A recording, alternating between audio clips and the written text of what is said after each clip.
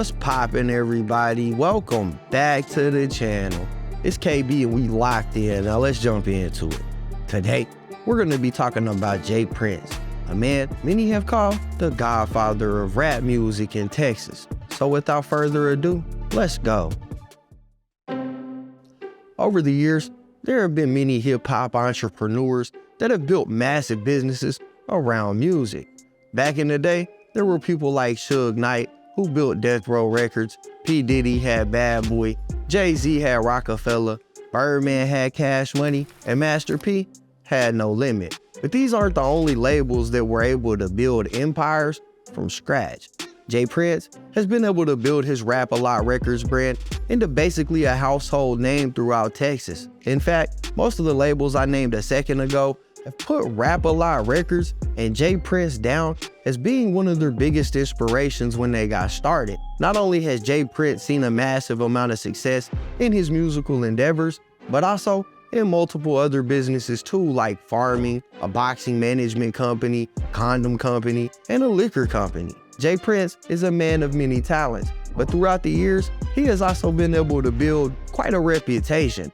A reputation that some say is based on fear, and others say it's based on love. The two can be difficult to differentiate at times. So with that, let's get into the story of James Prince and Rap-A-Lot Records. J. Prince came out of Houston's 5th Ward, which is a part of the city that is notoriously dangerous. It even touts the nickname the Bloody Fifth due to the many highly publicized violent crimes that took place in the area. Now, J. Prince has got a few years on him, being born all the way back in 1965. That means his childhood years and late teens were spent in the 5th Ward during the 1970s, a time where that part of the city seen degradation happening at an alarming rate. By the time he was hitting his teenage years, most of the houses in the area would be boarded up, and the businesses that were in the area would be vacant as well. In 1974, a writer for the Texas Monthly named Whit Canny described the area as being one of the poorest ghettos in Houston.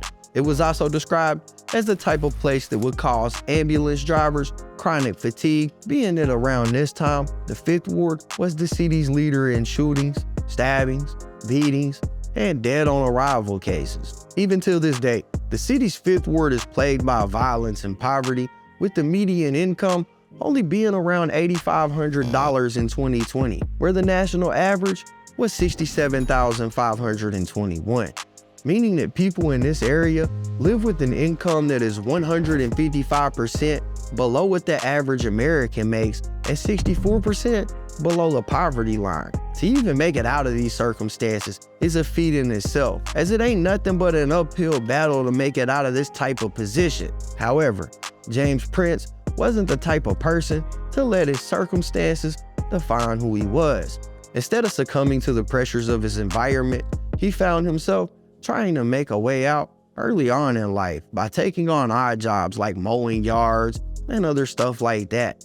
He said that he wanted to be the one to break the curse of poverty in his family. My study beyond music was my grandmother, my mother, you know what I mean, my father, the people that was close to me. You know, I didn't read about none of those other people. You know what I mean? I observed a work ethic that existed before me. I observed poverty and the struggles, and that was enough to like inspire me to want to break the poverty curse. He said in a separate interview that his mother and his grandmother were his biggest inspirations for becoming successful in life. He stated that watching his family struggle to keep basic utilities on was the determining factor for his ambition. I have to say it began with my mother. You know what I mean? It began with my mother. I always tell everybody that was my hero.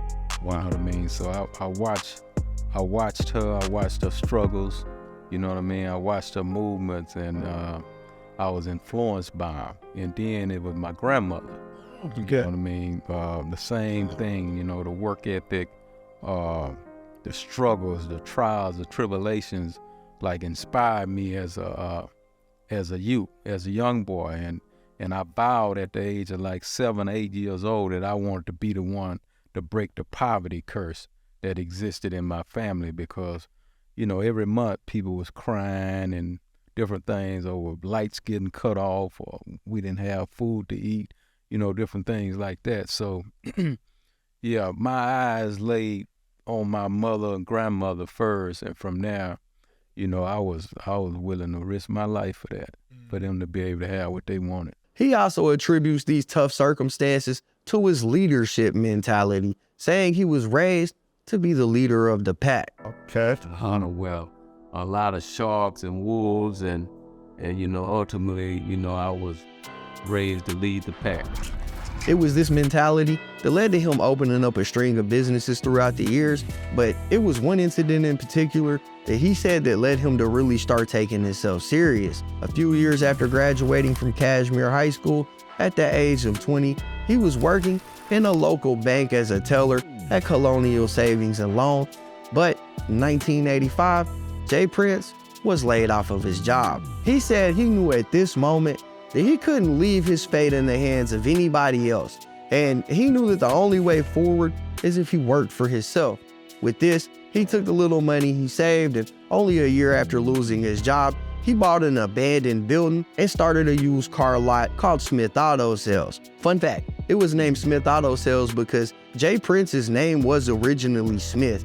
It wasn't until 1998 that he got it legally changed to Prince. Anyways, this car lot would go on to be a success for him. Within 2 years of starting the business, he had moved from selling old used bucket cars to exotic cars. His customers went from the average Joe to superstar athletes and celebrities that frequented the city. Not only was his business endeavors going well, but so was his personal life. By the age of 23, he was able to take his earnings and purchase his mom a home outright, and he even bought himself a 30-acre ranch too. The Prince Ranch still operates till this day, where they farm hay and Angus cattle, and he's went from the original 30 acres that he started with to over 1,000 acres today. By 23, he was getting a real taste of success and was already the owner of 2 businesses. But if you're familiar with J. Prince's story at all, then you know this is not how he earned his reputation or made his fortune. Instead, his greatest success to date would be building an empire of music through Rap-A-Lot Records. It was his struggles that led to his ambitions, his fears that led to his strengths, and his suffering that led to his prospering. Deep down, you gotta respect someone who just isn't willing to quit, no matter what the odds are. One of my favorite quotes from J. Prince that I think describes the root of his determination is when he said, "That's the thing about the hood. It's full of ordinary people making ordinary decisions based on extraordinary circumstances."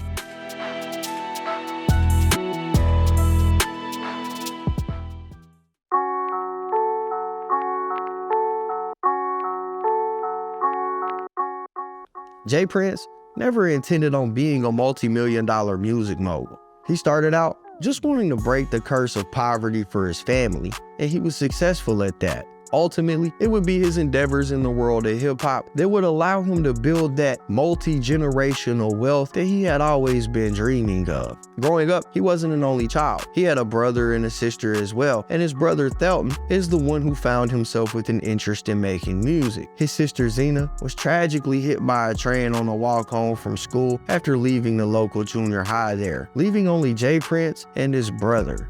You know what I mean? We dropped her off at school, and she kissed my mother all the time. I ain't really allowed to kiss on me, but she stole a one that day. Then that was the last time I saw my sister alive, man. Yeah. She got cut in half. By a train? Yeah, by a train. Now, J. Prince's brother's rap name was Sir Rap-A-Lot, and he was the reason that J. Prince ended up taking his business endeavors into the world of music. Not that rap wasn't of interest to him, because it certainly was. He just didn't know how to use his skills in the industry yet.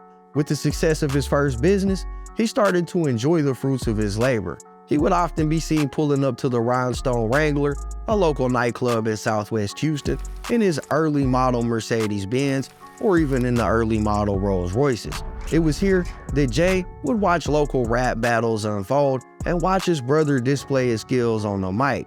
Thelton is only 1 year younger than J. Prince, but the two didn't actually meet until high school after J. Prince found out the man who raised him wasn't his biological father. Despite not really growing up with his brother in his early years, when they met, J. Prince said he felt a deep connection with him, just like he did with all of his family. Once they came into their adult years, Delton stayed in the streets while J. Prince built up his businesses. Jay said the only thing that his brother was able to focus on, aside from the streets, was hip-hop. Delton even found himself going out to Oakland, California to try to go legit with it, but after his attempt failed, he ended up right back in Houston. Being successful on his own with his other endeavors, Jay decided to extend an offer to his brother. He told his brother that he would build a studio for him to use however he seen fit, whenever he seen fit, in order to build a career out of this passion that he had. The only rule that J. Prince laid out was that his brother had to stay out of the streets and actually focus on the music. His brother took the deal and they built the studio on the top floor of his car lot. Like I said, his brother's rap name was Sir Rap-A-Lot, and they registered the business in 1986 under that moniker as well. This was the beginning of Rap-A-Lot Records. It started as a way to keep his little brother out of the streets. Yeah, it was too long about my brother, Sir Rap-A-Lot. I was hustling, and my brother used to rap in my ear all day, every day. And being in the heart of the street, caught up in the movement, I didn't want my brother. I knew he was qualified to really be out there. So, I said, man, I'm gonna do this for you with this studio thing. You go in there and rap, and I'll support you with that, and let me do what I do. After some time, other people started showing up and hanging out at the studio in hopes of recording some tracks of their own. One of these men was a man named Keith Rogers, better known as Sir Jukebox, and the other was a man named Oscar, who's better known as Raheem, both of which were still teenagers at this point in time and were skipping school in order to be at the studio. After seeing the devotion to the craft, Jay decided to talk to the boys' parents and convinced them to let the two move in with his longtime friend, NC Trahan, with the promise that he would be able to get the boys to stop skipping school and make it to graduation in exchange for studio time. Once this was in motion, he put the boys and his brother in a group together. That was a pretty popular thing to do back in the day. Like, think of a boy band, but for rappers. Think of Run DMC and the Beastie Boys. This was the first group that Rap-A-Lot was home to, and the group's name was the Ghetto Boys. Now, this may not be the Ghetto Boys that a lot of you would be familiar with, since this incarnation of the group didn't last very long, with the revolving door of members coming and going throughout the years. But this was the original. Up until this point of the story, we've covered how J. Prince built up a car lot, worked as a banker, and built out his studio. But there is one part of the story that I have intentionally left out up until now, and that's the fact that J. Prince was a dealer in his early days. Now, I'm not gonna go deep into this portion because I will a little bit later in the video, but while I have portrayed him as being 100% legit as a businessman, the truth is, it didn't start that way. If you read his book, The Art and Science of Respect, it becomes clear that Jay for sure was participating in heavy street activity, and some of his gains in life were directly contributed to illicit activity. However, he did take the opportunity to go legit when it came, and this was in the form of Rap-A-Lot Records. He had faith in what he was building and the talent of those around him, and he wanted more than anything to become wealthy in a legal way. The breaking point for J. Prince to go from street life to legit life came after he realized that he was being robbed of his valuable possessions, like his jewelry. After noticing that some stuff had started to go missing, he started to investigate so he could try to find out who was robbing him. And he did eventually find out who was robbing him. He found out that some of his jewelry had landed in the projects in the 5th Ward. He pulled up to the projects, and the guy who had his jewelry told him he wasn't the one who stole it, but instead, he had traded off some rocks for it, rocks being crack. The man even told him who he got it from, and when J. Prince found out who it was, he said it was a world-shattering experience. It turns out the person who had been robbing him was the very person who he had worked so hard throughout his life to help, his own mother. He knew it was time to give up dealing, and he said he even had to question if it was his product that had gotten his mother strung out. After this, he really started to take the music business serious. He started by dropping his first installment of the Ghetto Boys. Their first record was titled Car Freak. Car Freak was about the type of girl who would be more attracted to a man's car than the man himself, basically a gold digger. And while it didn't go gold or platinum, it did help put Rap a Lot on the radar of the local Houston scene and set in motion a series of events that would see Rap a Lot becoming one of the biggest rap labels in the game. Raheem, one of the original Ghetto Boys, was the standout talent of the group. So much so that he had started to generate interest from A&M Records, who thought he had enough charisma to go solo. This led to Rap a Lot's first distribution deal, which came with a $160,000 check, which Jay used to expand and cover overhead for the new label. It also brought in new interest from people that wanted to be a part of the movement. One of these people was a DJ from Trenton, New Jersey, named DJ Ready Red. Jay hired Red, set him up in the back room, and it was there that he would act as Rap a Lot's in-house producer and DJ. Jay said DJ Ready Red was working hard to craft a unique sound for Rap a Lot, but the artists that he had signed like his brother weren't putting in nearly as much effort. By the time Car Freaks had dropped, one of the main members, Sir Rap a Lot, aka Jay Prince's brother, was already missing studio sessions, rehearsals, and even not showing up to shows. So then what was probably at the time an incredibly hard decision, Jay decided it was best if he dropped his brother from the record label altogether, even though the label was named after him and was only started to help get him out of the streets. And ultimately, my brother decided that he had to have that 20-something year sellers that he was campaigning for.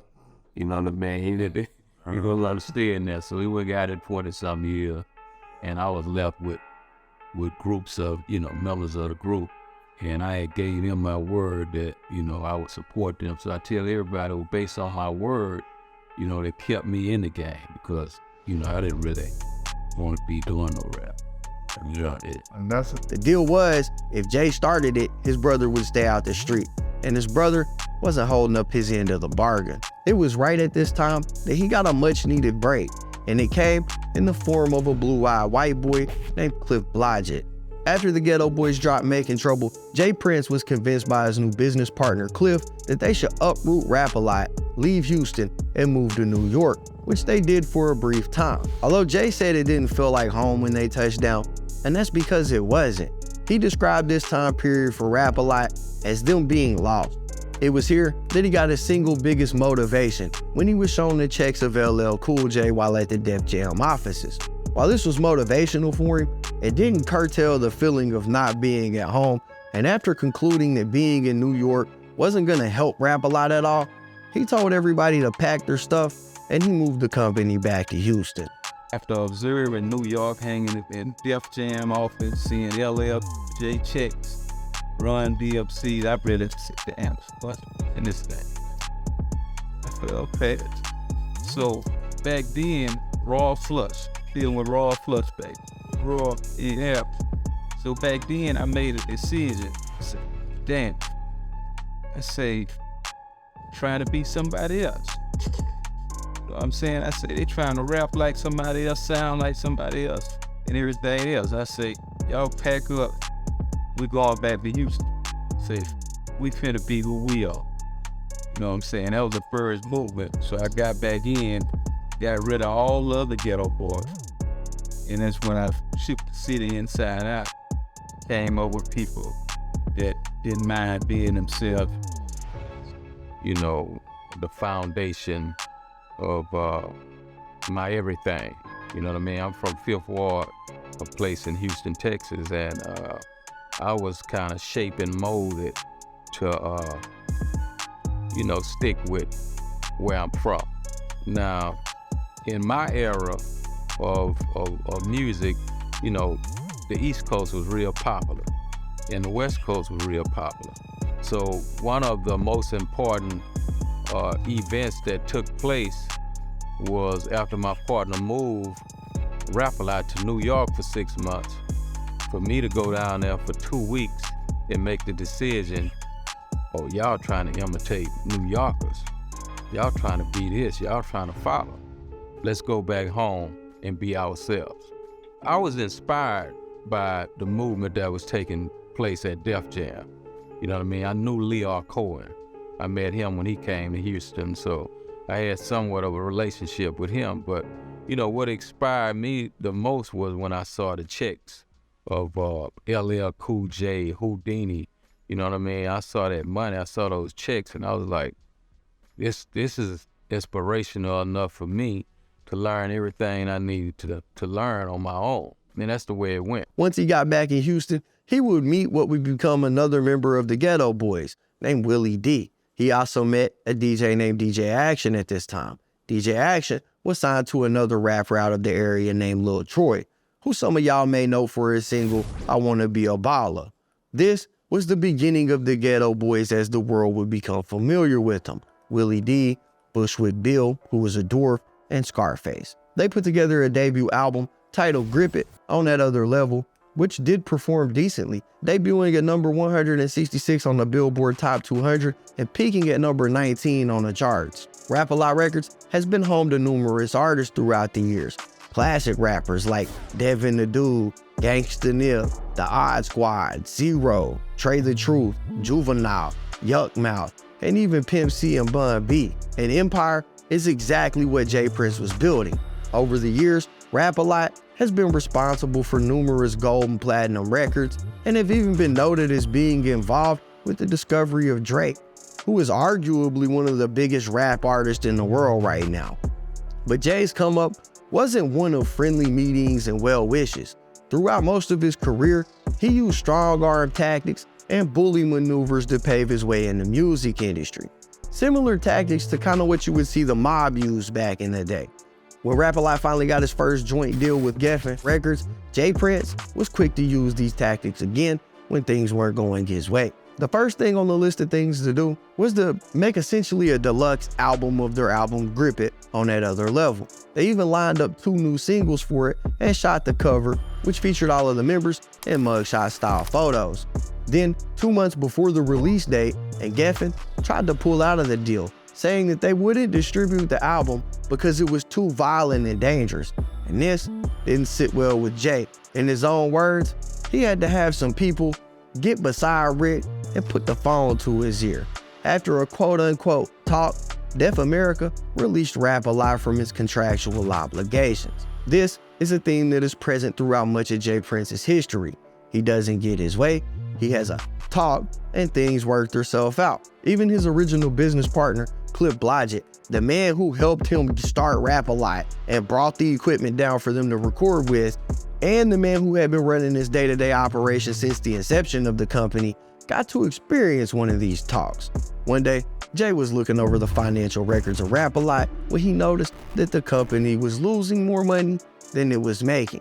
It was then that Jay decided he was going to try to take over the day-to-day operations. Jay told Cliff that he was also going to fire 90% of the staff and only keep essential roles filled for the company. Cliff disagreed, saying that Jay wasn't qualified to run this company, and the two were at a crossroad. The company couldn't continue to run with both founders having separate visions and goals. There were 2 options, either dissolve Rap-A-Lot or one of them buy the other out. They settled on option number 2, and Jay bought Cliff out of his portion of the company, and the two parted ways. You've done a hell of a lousy job. I'm sorry, you're fired. Get out of here. Now in control of his company 100%, Jay was looking for a new way to become profitable, and he set his sight on Priority Records. But given the financial state of Rap-A-Lot at the time, he didn't really get that great of a deal. The deal he signed came with a 60-40 split, with Priority receiving 40% of all of Rap-A-Lot's revenue. Jay wanted a better percentage of the label's earnings, but everybody, including his attorney, told him it was impossible to get out of his current 60-40 split because it's a contract, and you can't just walk away from a contract, or at least that's what he was told. After Jay had a talk with Brian agreed that if they had been selling those numbers prior to when they signed the deal, they would have gotten a better rate, but they weren't, and they didn't. So he refused to renegotiate the contract. So what did Jay do? He waited outside of the Priority Records office until he knew that Brian was in the building, and he called him and he told him that a few of his guys had been living off the money Rap-A-Lot was generating, and that they were upset because Priority Records was taking nearly half of what was coming in. He then made Brian aware that these guys had his home address, and unless they were released for their contract within an hour, bad things were gonna happen. Within 15 minutes of this phone call, J. Prince was released from his contract with Priority Records. From here, he tried to get Rap-A-Lot on with Warner Brothers, and initially the offer was accepted, but after Ice-T dropped his song Cop Killer through the label, they received backlash and came back saying that they weren't going to be able to do the deal anymore because they weren't going to be able to support gangster rap anymore. Jay went back to Brian Turner at Priority Records, knowing that Warner had backed out of the deal, and told Brian that he had a standing offer from Warner, but would give him one more chance to do right by him and offer him a fair split. This comes after he essentially threatened Brian, but Brian agreed to go from 40% down to 18%, and the deal was closed. At this point of Rap-A-Lot's history, Virgin Records was the #1 major record label in the nation, and Rap-A-Lot was the #1 independent record label in the nation. And Jay felt it was only right if the two of them did business together. And that's exactly what happened. Rap-A-Lot was able to secure distribution through Virgin without a problem, and they continued to grow as a company in the years that followed. Jay's next strong arm tactic was implemented against a man named Irv Gotti and his record label Murder Inc. And Murder Inc. had their own roster of big artists like Ashanti and Ja Rule. The story goes like this. Jay had signed a producer that goes under the name Seven to Rap-A-Lot, and Seven was producing some records for the artists that were on the label. Irv Gotti, who was running Murder Inc., heard some of Seven's productions and wanted to meet him, but he didn't know that J. Prince owned all of Seven's publishing. Jay heard about what was happening and decided not to step in. In fact, he didn't reach out at all. Instead, he allowed Seven to continue to produce records for Murder Inc. Eventually, he ended up making beats for Ashanti, Mary J. Blige, Ja Rule, and really, he made a ton of Murder Inc.'s early catalog. It was only after all of these songs were recorded and released that J. Prince decided to make a call to Irv Gotti and let him know that somebody owed him some money, since he owned all of Seven's publishing and Seven produced all them records. A smart move, but another one of those tactics that J. Prince has used brilliantly throughout his life. Chris Gotti recalled flying out to meet J. Prince for the first time in an interview he did on Hip Hop News Uncensored. Again, there's nothing I can't say. The way we met was over a producer that was signed to his Seven, who made a lot of the records with Irv. I had to fly to Houston to go meet Jay for the first time.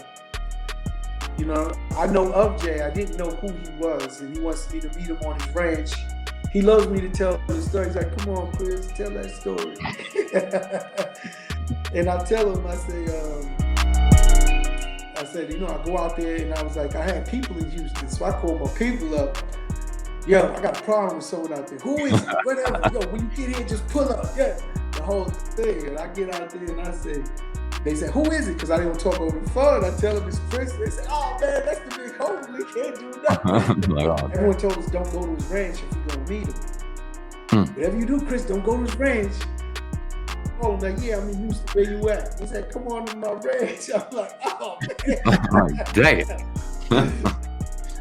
I'm like, oh man, this lining me up right off the door, man. And you know, they was like, people don't leave his ranch. This is the rumors. This, you know, the legend. That's what I said. People's like, you go to the ranch, you never coming home. And right away, he wanted me to be in his ranch. So I go to his ranch, me and Pring, but he sends a call. I'm like, I'm gonna drive there. He said, no, I'm gonna send people to come get you. He sent 2 SUVs, 4 in each SUV. Well, 4 in one and 2 in the other. Okay, 6 to come pick me up. And then I told him I got Preem and then my man Black, who's my man out there. It's like, Chris, I'm gonna come with you. So if he go down, I know him, I'll try and stop him. So he covered. So it's us 3 in the back seat, in the front, and then a whole nother truck following us with 4. And he made me wait. So then I get a little impatient because I came a long way. I don't feel I should be waiting, right? If I come all this distance, it took me a minute to get to the ranch, and then you know I'm coming and you're not ready. So I get up and I say, yo, where's Prince? I'm like, yo, I need to talk to this man. Where's he at? And as soon as I did that, he come from the back. Hey, which one of y'all is Chris? And I'm like, yeah, it's me. And he going, come on. He said, come on in the back. We go to Prince's office there. He don't understand the impression, or if he do, he knows exactly what he's doing. So I walk in that room, and I told Prince that, and like he knows. That's why he loved me to tell the story. And he got stuffed animals. Like he got a lion over here. So he's a hunter. You see all the, you know what I'm saying? All the artifacts. And then he got his desk. See, I'm at my desk now. You see, this is my hall. This is desk. But Right. behind him, he got the arsenal. He got the AKs. He got all the weapons behind him. And I'm like, oh man, in my head, I'm like this. And Irv Gotti, Chris Gotti, and Jay Prince did go on to become really good friends in the end. Look, I'm sure at this point you're getting a full understanding of how Jay conducts business. You have to respect it because business is just that. It's business. It's ruthless. And that's something that Jay understands fully. His career is littered with these types of things, but that's the nature of the beast. So here goes another example of that. He famously helped Pimp C squash a beef that he had with Master P. Now, Master P and Pimp C had some beef over some money about a song they had recorded together that led to Master P allegedly coming into the studio and laying blows to Pimp C.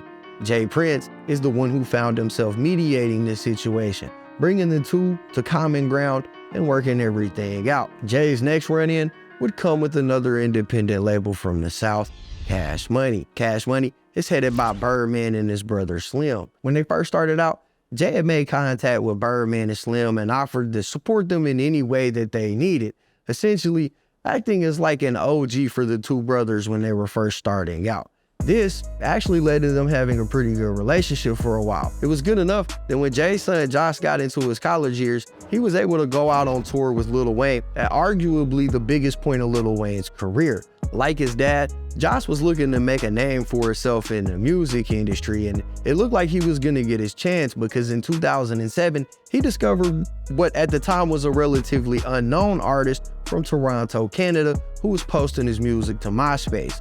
The artist's name was Drake. Josh seen that he was building up a little buzz and ran the idea of signing a Canadian rapper to rap a lot past his dad. However, Jay wasn't really feeling the music due to Drake's combination of singing and rapping, which you gotta understand at the time wasn't really as prevalent in music, or at least in hip hop, as it is today. So instead of signing him, he told his son to go talk to Lil Wayne, who Josh was on tour with, and tell him that he had $1 million to start a record label, but he wanted it to be a joint venture with Wayne, and then pitched the idea to Wayne that they could sign Drake to the newly formed label. After Lil Wayne heard Drake freestyling over his $1 million beat, he was all hands on deck and ready to sign Drake as well. The thing was though, that Drake was growing extremely fast, faster than the paperwork could be done. And at this point, he already had a few songs that were hitting the charts and were getting traction. While everything was being worked out, Drake began to record his now Grammy-nominated album, So Far Gone. The way this actually ended up boiling down was Lil Wayne and his manager was gonna sign Drake to Cash Money instead of a joint venture between Lil Wayne and Josh, but they would still split the profit made from Drake's career 50-50 down the middle between Josh and Wayne. Then things took a left turn. Josh, who was on tour with Wayne, was suddenly kicked off tour. Wayne and his manager had simply booked Josh a flight home without any type of explanation and kept Drake with him on tour. Obviously, Jay felt like something wasn't right, so he reached out to Birdman, who told him that he would make sure he got paid. Jay told Birdman that he wanted a good faith payment, showing that he intended to pay. And in December of 2012, Birdman sent $1 million to Jay Prince. After that, months and months had passed and Jay ain't heard nothing back from Birdman, so he reached back out and demanded payment again, and Birdman hit him with another $1 million. But Jay knew how much money he was owed, and it was a lot more than the $2 million that he had received, and he felt like it just wasn't enough. Jay Prince wanted the whole balance paid in full, and Birdman didn't oblige, which led to Jay Prince conducting an audit of Cash Money's books and then filing a massive lawsuit against him. The way it was structured was that Drake was signing to Lil Wayne, like we said, but he was also signing to Aspire Music Group. Aspire Music Group is a company that Josh Prince owns a portion of. This deal would entitle him to 33% of all of Drake's advances and net profits. Now, Cash Money tried to say that their deal was with Aspire, not Josh, and if he wanted the money and he was mad because he hadn't been paid, he needed to take it up with Aspire, not Cash Money. But after digging was done, it came out that Aspire couldn't pay them neither because Cash Money had never paid Aspire. This lawsuit settled out of court with Cash Money ending up having to pay Aspire and Josh Prince $11 million. Now that's the story of how Rap-A-Lot came up and became a multi-million-dollar empire of music. It took 30 years and a relentless grind, but Jay was able to accomplish his goal through his sheer will and determination. He proved that no matter where you come from, you can become anything you want to be in life. However, in the last 10 years, Rap-A-Lot as a label has not made very many moves in the industry. Aside from signing YBN to their label, they've been pretty much living off of past accomplishments, and there's nothing wrong with that if that's what Jay Prince wants. But part of me can't help but feel like after using the mob tactics that he's used to earn his money, it may be something that isn't controllable for him. As by now, I'm sure most of the industry is familiar with him and his tactics, and the lack of productivity on Rap-A-Lot over the last 10 years could just be due to nobody wanting to conduct business with Jay Prince anymore. Either way, it's something that Jay had to have known what happened in the music industry sooner or later, as nobody has a run that lasts forever. And that may be why he's seen himself branching out with multiple other business ventures to help secure his financial freedom. Jay Prince not only built himself an empire of music, but he used that platform to expand his entrepreneurial endeavors in multiple facets of the business world. In addition to Rap-A-Lot, Jay Prince is also the proud owner of an 1,100-acre ranch that produces Black Angus beef from cattle, and they also produce hay, and that's located just outside of Rock Springs in Texas. This ranch is a full-blown operation, requiring extensive staffing and networking, but Jay has been able to handle it with no problem. He has said that just on the hay side alone, he generates about $200,000 a year, so there's some motivation for some of y'all that think there's only one kind of way to make money from grass. If the Angus beef is producing just as much money a year as the hay is producing, then this one business is potentially generating almost $500,000 a year for the Prince family. Now, he's also the owner of another company called Strap, which is a condom company. And he's used that platform to promote sexual wellness to the youth of America and help make sure people are being as safe as possible. And he's integrated that with the music business as well, and got some high-profile co-signs from people who were popping in the industry at the time that he launched this product. While these companies have been profitable for Jay, perhaps his second biggest achievement in the world of corporate America was in his boxing business.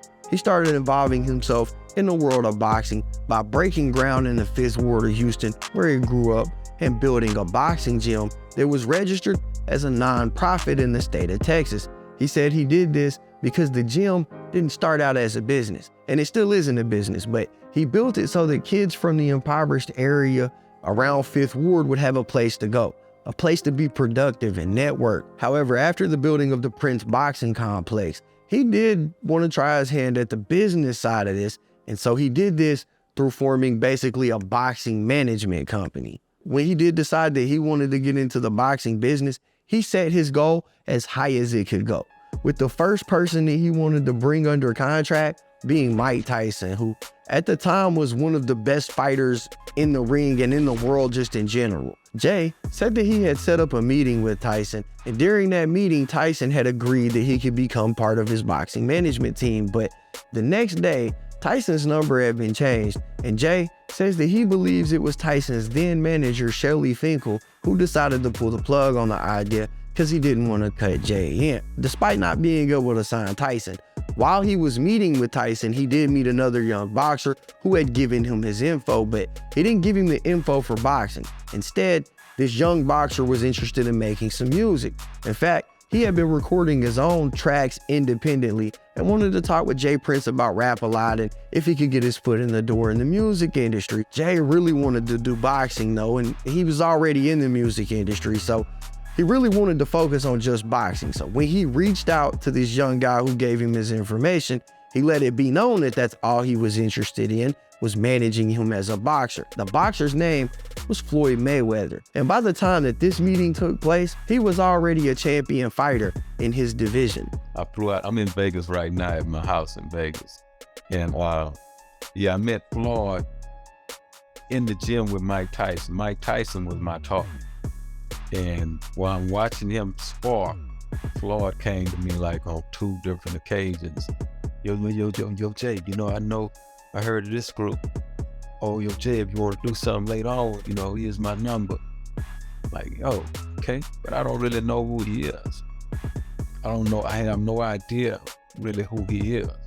I'm thinking about getting in boxing, and I'm thinking about, I want the best fighter in boxing. I want to come in this game with a bang, right? So I'm focused from a business perspective, and also I'm focused because he's sparring. Mike Tyson in there throwing them hands, and I'm like, bro, I ain't never saw this outside of having to pay for it. So here was the key to that, though, that like really complement the power of prayer. Before I came, I prayed for a champion. I'm like, Lord, bless me with a champion. I'm getting ready to go at a boxing. Mike Tyson wasn't a champion at the time. Floyd was a champion, but I didn't know it. So bam, I go to Mike Tyson's house, and we have conversations, and I leave there thinking I'm finna be a part of Mike Tyson team based on the conversations we had.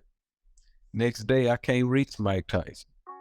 So I'm left with this number, and I asked my friend, I'm like, who is this guy, man? This guy gave me his card. He said, oh, that's Floyd Mayweather. He's a 130-pound champion.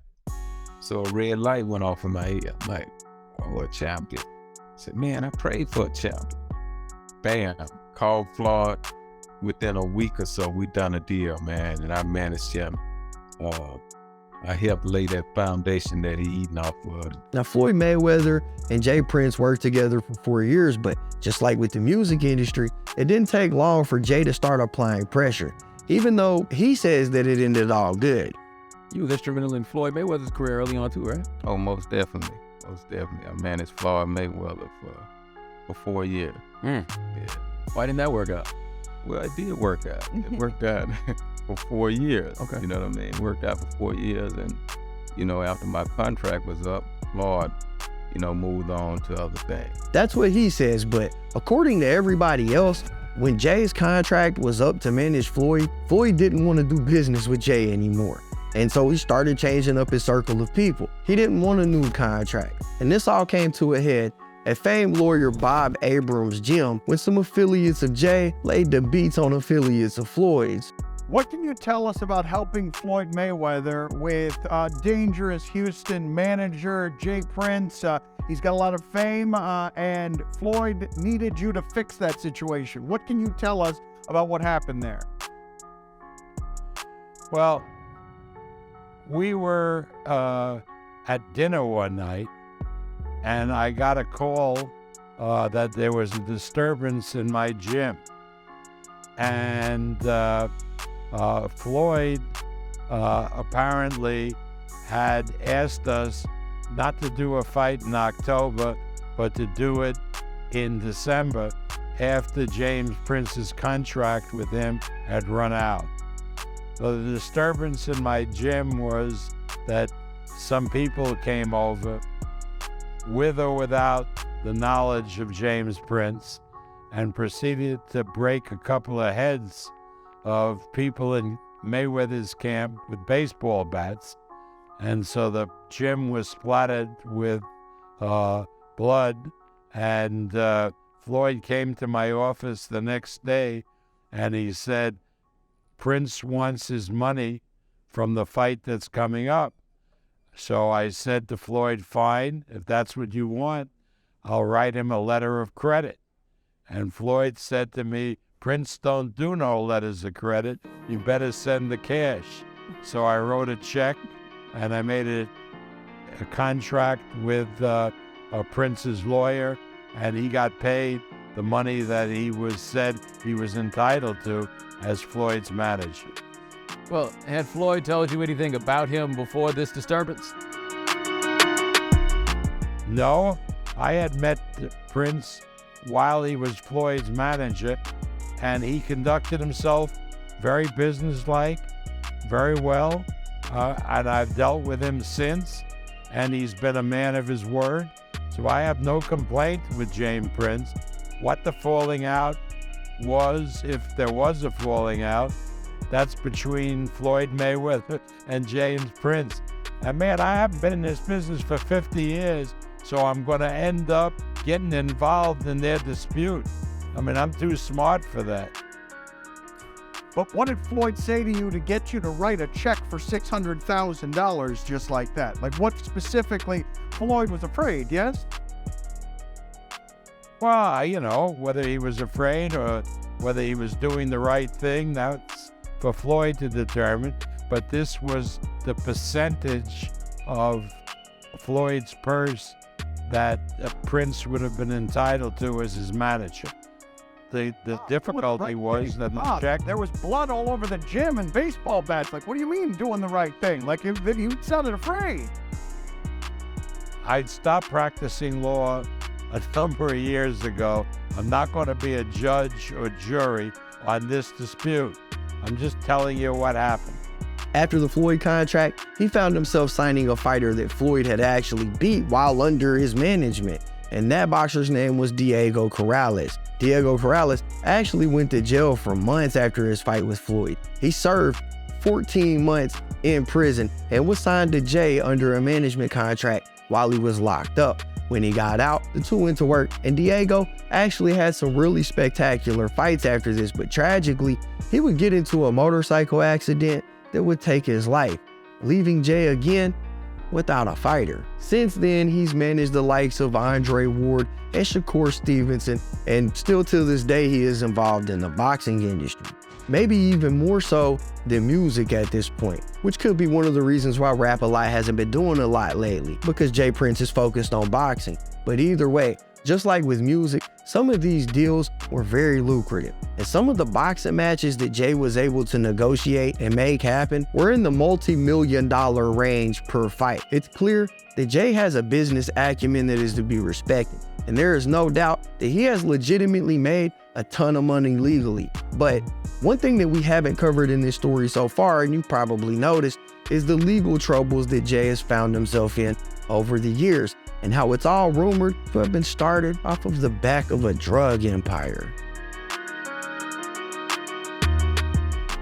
While Jay has proven himself to be a capable leader, a master of negotiation, and a formidable opponent to anybody in the business world, he has also had a dark cloud hanging over his head for forever that all ties back to how it's rumored he got started. The official story is that he was laid off of work as a bank worker, and then he started a car lot, and that developed into what he has today. But the question is, where did the money come from in the first place? And that's a question that he's always avoided, but kind of subtly addresses at the same time. He will easily tell anyone that he started in the streets, and no doubt was a dealer in his early days. But he also said that he had a talk with God and decided early on that this wasn't the path he wanted to take. And that could be true, but regardless, it didn't stop this question from crossing the minds of people in the Fifth Ward when they seen him coming up, and this included the cops. Over the years, Jay has developed a reputation for being ruthless, and there have always been whispers in the streets about how he conducts business. Remember what Irv Gotti said about when he flew out to Houston, and people were telling him not to go to the ranch because people don't come back from there. Everyone told us don't go to his ranch if we gonna meet him. Whatever you do, Chris, don't go to his ranch. You know, when I told him, like, yeah, I mean, you really wet. He said, come on to my ranch.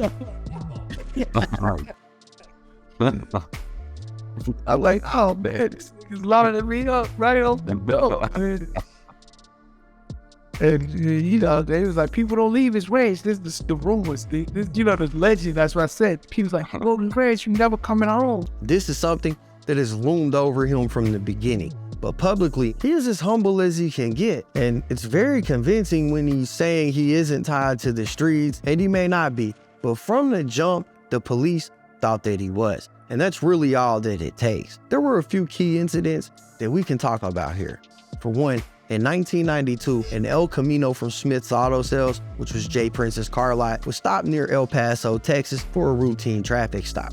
During the stop, they ended up searching the vehicle. And once inside the vehicle, they discovered a hidden compartment that contained over 76 kilograms of cocaine. This resulted and the 2 men who were in the car being arrested and investigated by the DEA. Now, because they were in Jay Prince's car from his car lot, the DEA also started to look into Jay Prince. By 1999, Jay had been arrested on 5 separate occasions for drug charges, but he was convicted 0 times. In the words of Jay Prince, he was being targeted by the DEA, and they were trying to set him up for failure because he was becoming too powerful. While he doesn't deny partaking in some of these activities in his early life, he swears that once he started rap a lot, he washed his hands with the streets because he knew that even if 99% of his money was legit, but 1% wasn't, they would use that to try to destroy everything that he was building. You know, a lot of times, and it's important for all the youth and everybody that's watching this right now, like I understood way back then that the feds and the people that was in high places was trying to stop our movement. So I understood that we could have had 99% of everything legal and 1% illegal, and they'll take that 1% and destroy our 99 that we was building up on. In 1988, Jay was headed to a party in his Lexus coupe when he got pulled over. He says the officer approached his car with his gun already drawn and removed him from the vehicle and then placed him in the backseat of a squad car. After about an hour, the officer who initially pulled Jay over came back to him and showed him a little white pill that they supposedly found in Jay's car.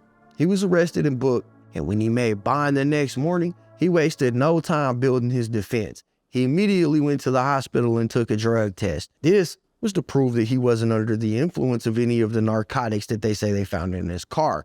Then, under the advice of his attorney, he got set up to take a polygraph test, and when the results from the polygraph test came back and showed that he had passed, he made these results available to the public. The story from the police about what had happened kept changing.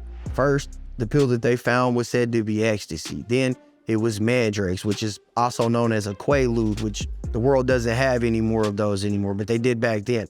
Then, it went from being a Quaalude to being a Valium. It seemed that the police had no idea what kind of substance it actually was. For all they knew, it could have been a Tylenol. On top of that, while the police publicly claimed that they found it in Jay's car, the official police report said that they found it in the backseat of the cop's car. This resulted in busloads of people showing up to protest the police in Houston. Check out this old news report about it. Has been harassing me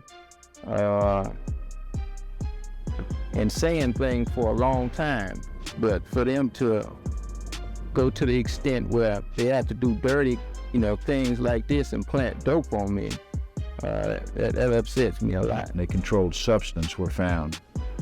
What was that controlled substance? Mandrax, which is an illegal controlled substance.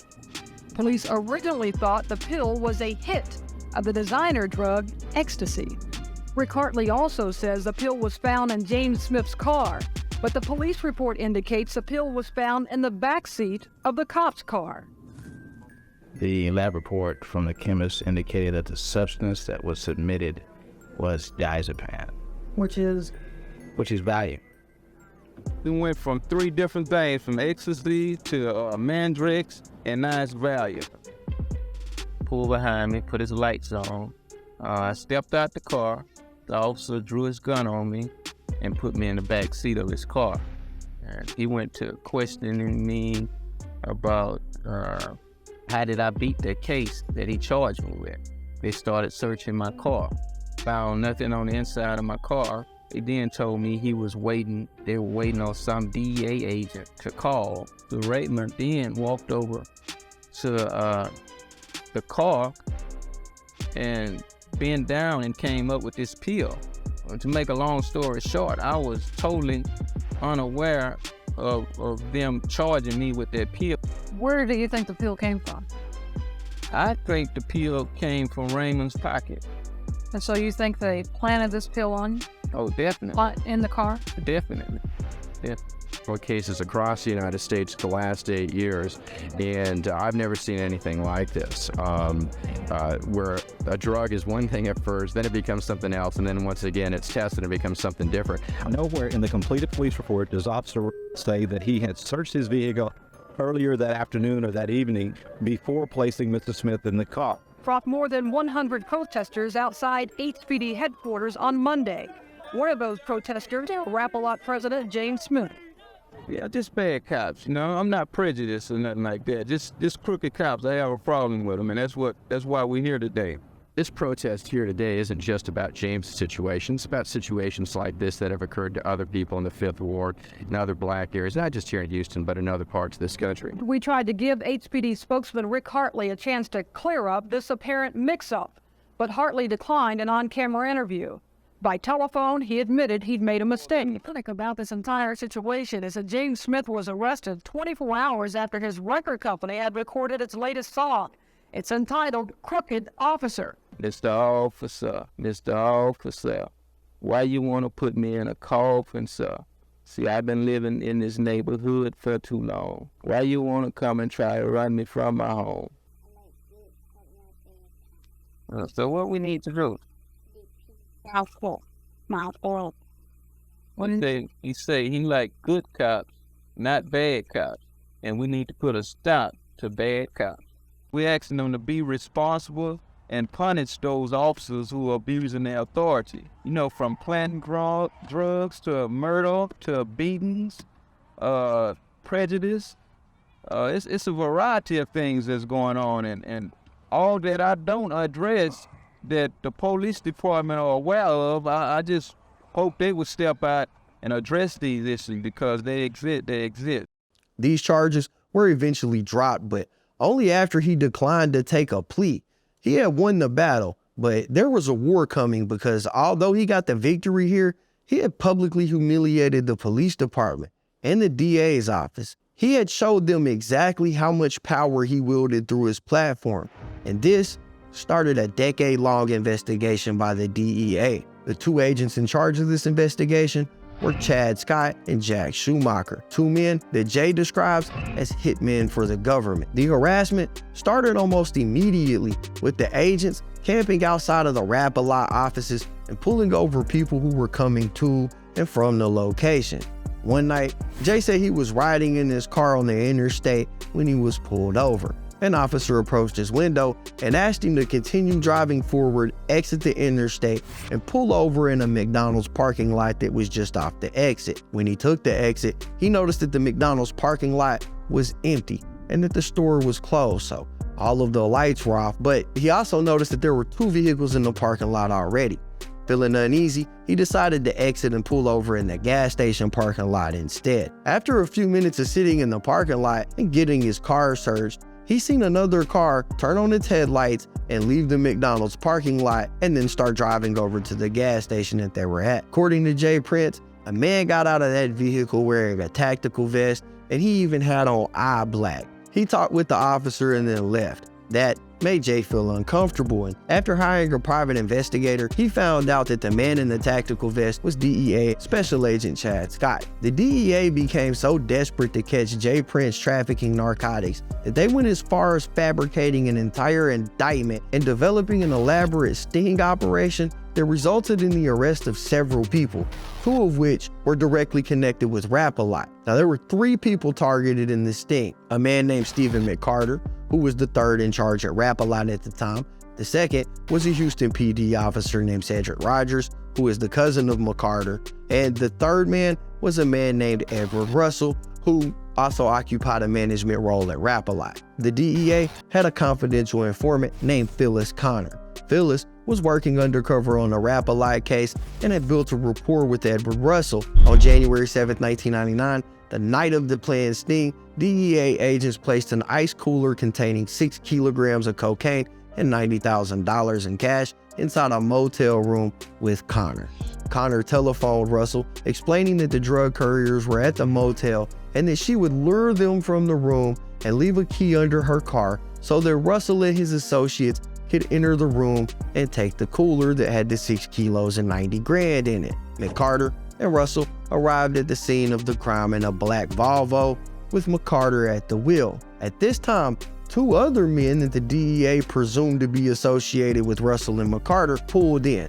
One of the men was named William Ballard, the other was named Eric Bradley. They were driving a maroon Camaro. While McCarter and Russell, the two guys that are affiliated with Rap-A-Lot, sit in their car, Bradley and Ballard entered the motel room, and then they returned to the Camaro with the cooler of cash and cocaine. As the two cars were exiting the parking lot, agents stopped and arrested all four men. No drugs and no weapons were found on McCarter or in his car, but on February 1st, 1999, McCarter was charged with Russell in a 2-count indictment with conspiracy to possess with intent to distribute in excess of 5 kilograms of cocaine. Now keep in mind, they didn't find him with nothing at the scene of the robbery. At sentencing, McCarter received concurrent 20-year sentences of imprisonment.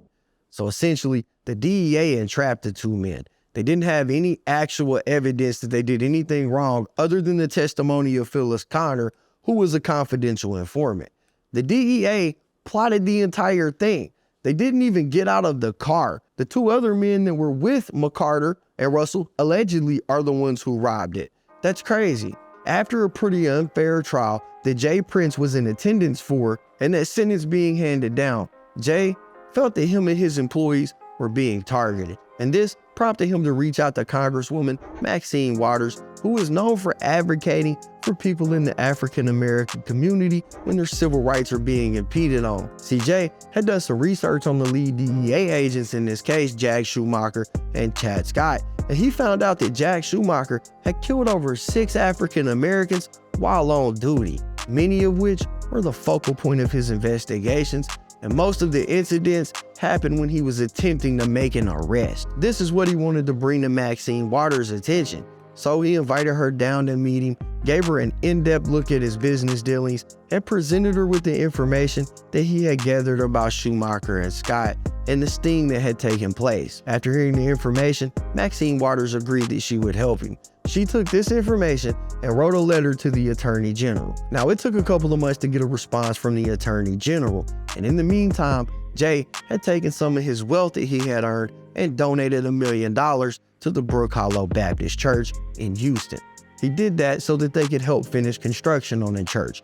When the church finished construction, Vice President at the time, Al Gore, came to the church to shake hands with the pastor. According to Jay Prince, he was at the church, but he didn't stick around to meet Al Gore. Instead, he left after deciding that waiting 15 minutes to meet Al Gore wasn't really worth his time. However, it was revealed in congressional transcripts that the DEA had an informant who told them that Jay Prince had made $1 million donation to Al Gore. This was a problem because there was no official record of this ever happening, and right after Al Gore's visit, Maxine Waters' letter popped up on the desk of the head of the DEA in Houston. Now, the DEA viewed this as political pressure being applied to the investigation. The way they seen it, Jay Prince knew he was under investigation, and when his attempts to curtail the investigation failed, he used his political connections to get some traction. By donating money to Gore, he successfully put his name in the hat with the man that held one of the highest positions in all of America. If the DEA indicted Jay Prince after this, it would make the vice president look terrible in front of the whole nation. Whether or not the donation happened is debatable. Jay Prince said that it never did. But one thing is for sure, Washington did not want this tied to them at all. Now, if Jay Prince did this on purpose, it would be the perfect example of how to play chess, not checkers. So with that, and with the letter that Maxine Waters wrote, alleging racial profiling, the DEA felt like there was nothing else to do except for back off of the investigation. Or at least that's what they wanted everybody to believe that they were doing. See, throughout Jay Prince's life, he has claimed that he was unfairly targeted by law enforcement, that he was a victim of racial profiling, and that the government was trying to set him up for failure. At face value, these claims really did seem to be coming from a man desperately trying to cover his tracks. But with hindsight, everything becomes clearer. Due to the rumors and whispers about Jay Prince being sort of a mob boss figure, people always assume that if he was being targeted, it was for a reason. But the truth is, he may have been telling the truth to everybody this entire time. The letter arrived at the DEA office on August 20th, 1999, and the DEA claimed that within a month of receiving it, by September, they had killed the investigation into Jay Prince and Rap-A-Lot.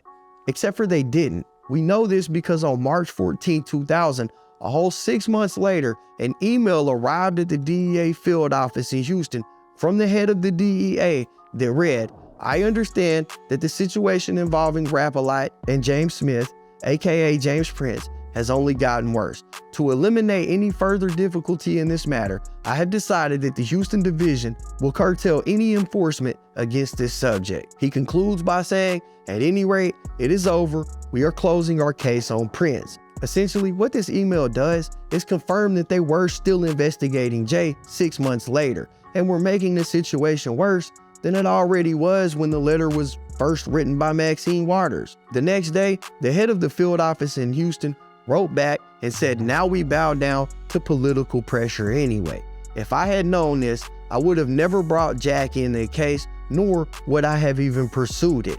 It is over now. The Houston Division will terminate all active investigations of Rap-A-Lot except for those persons who have already been arrested or indicted. So 6 months later, they're still claiming to be shutting down the investigation, even though they were ordered several times by the head of the DEA to stop, and they even responded saying that they would. This is the essence of what was happening and why Congress wanted to question them in the first place. But I want to draw your attention back to that last email, because in that email, the head of the field office for the DEA in Houston says, if I had known this, I would have never brought Jack into the case, nor would I have even pursued it. While this statement wasn't covered or looked at in depth during the hearing with Congress, it would become a curious statement to hear be made 20 years later. That's because the two agents that were leading this investigation, Chad Scott and Jack Schumacher, the guy referenced in the email, would both be exposed for corruption in 2019. Agent Chad Scott, which is the one that Jay said got out of the car with the tactical vest on and the eye black, was convicted in 2019 on 7 different criminal charges that included falsifying government records, perjury, and running what the courts referred to as rip and run scams. While his indictment didn't specifically come from the Rap-A-Lot case, I think it really shows the level of corruption that Jay was dealing with, as he's one of the agents that Jay claims was targeting him over the years. He even claimed that years before this indictment happened. What got him caught up was that he extorted a Houston-based drug dealer and forced him to buy a $43,000 Ford F-150.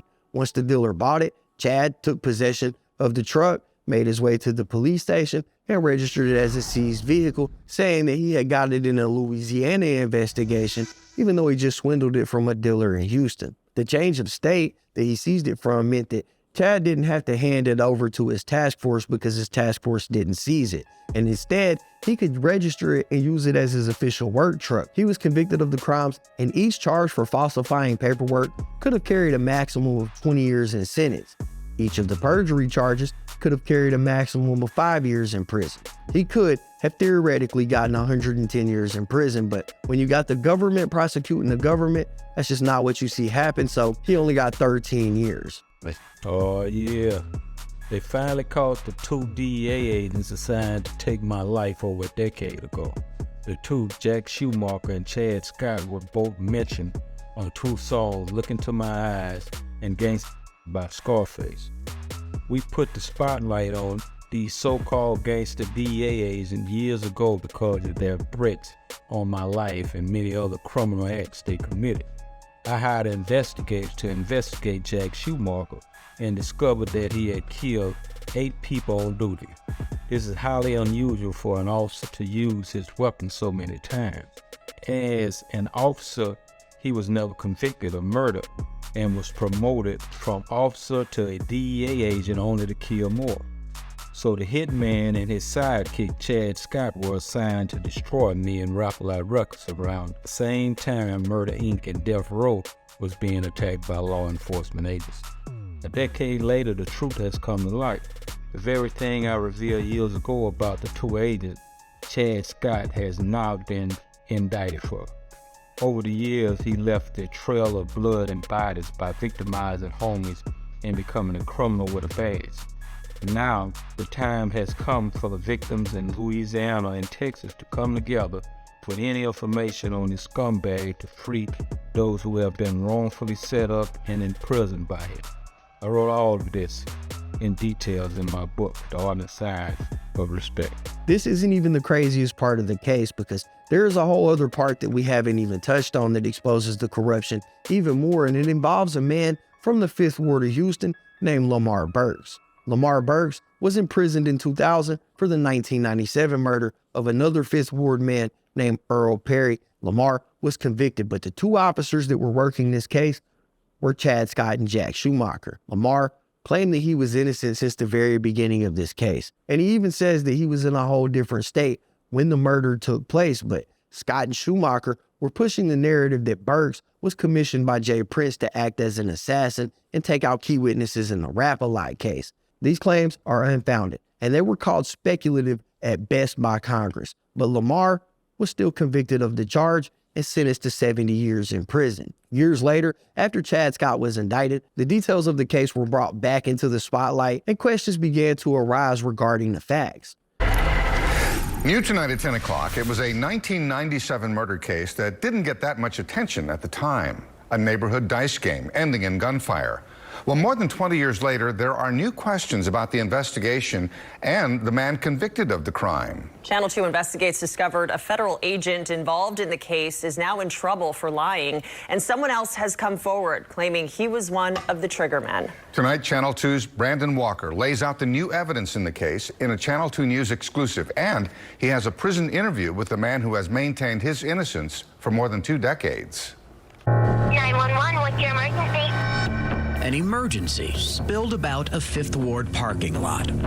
A dice game believed the beginning of what would be Earl Perry's final moments. A dice game, the focal point of one deadly dilemma. Mr. Burks, how are you?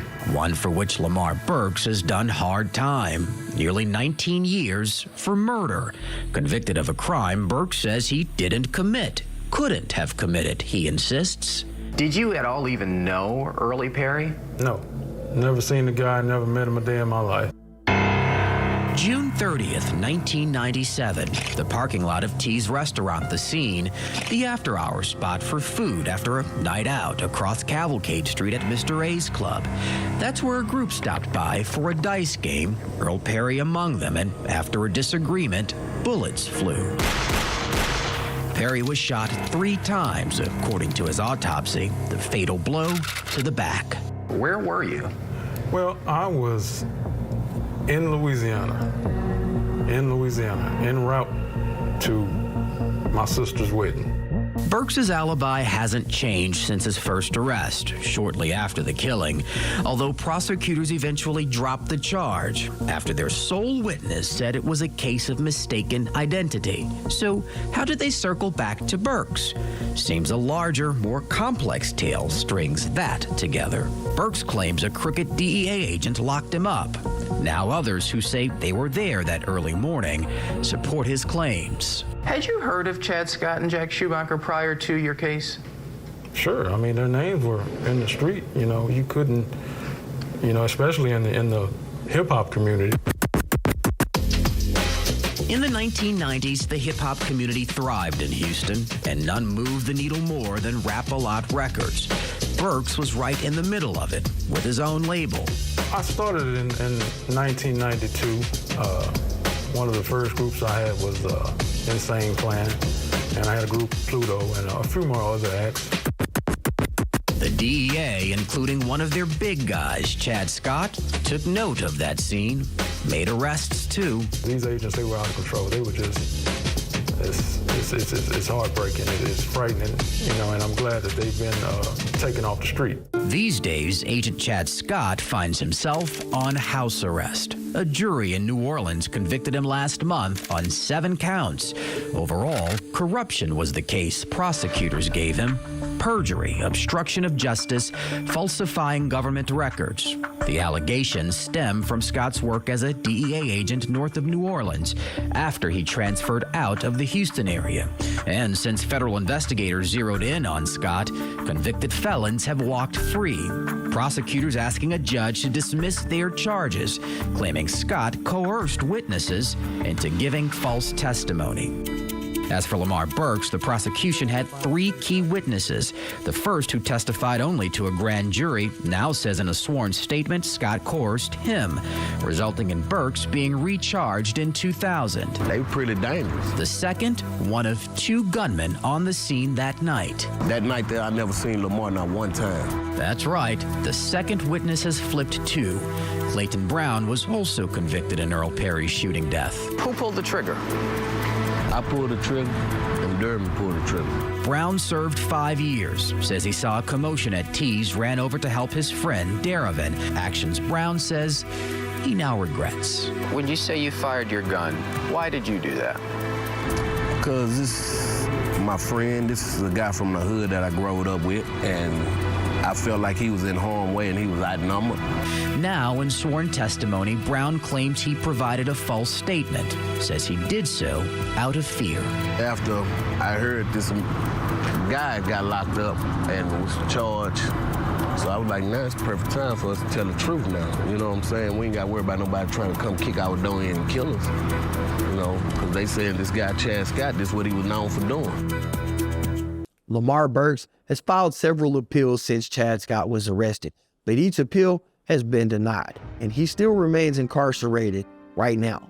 Although in early February of 2019, Burks thought he was going to get his freedom after the judge in his case mistakenly signed off on an agreement between the DA's office and Burks' attorney, Michael Wynn, and set aside his conviction, and also said that he would be released pending a further probe into the Perry murder. But 9 days after the judge signed it, he corrected the record and filed a document stating that the prosecutors had not agreed to the terms of Burks' release. The agreement was withdrawn and Burks remains in prison till this day. While Burks is still locked up, one person still remains free, and that's Detective Schumacher. Since the conviction and the congressional hearing in 2000, he has only made a rise through the chain of command, working himself all the way up to the position of chief detective for the Harris County DA's office in Texas, working hand in hand with the DA. Schumacher is still in his position at the DA's office in 2023, and he has been responsible for the shooting deaths of 9 African Americans while he was on duty. It's a foul system that breeds foul people, and Agent Scott and Agent Schumacher are perfect examples of that.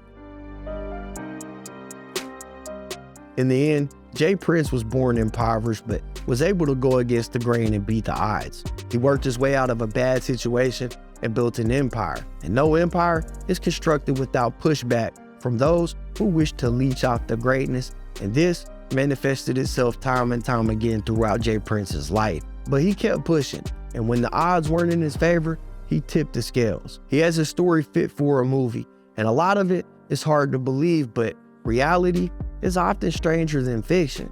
His story involved everyone from local rappers to the Vice President of the United States. It had Congress members and heads of investigative services, crooked cops, and setups. There is nothing missing from this story.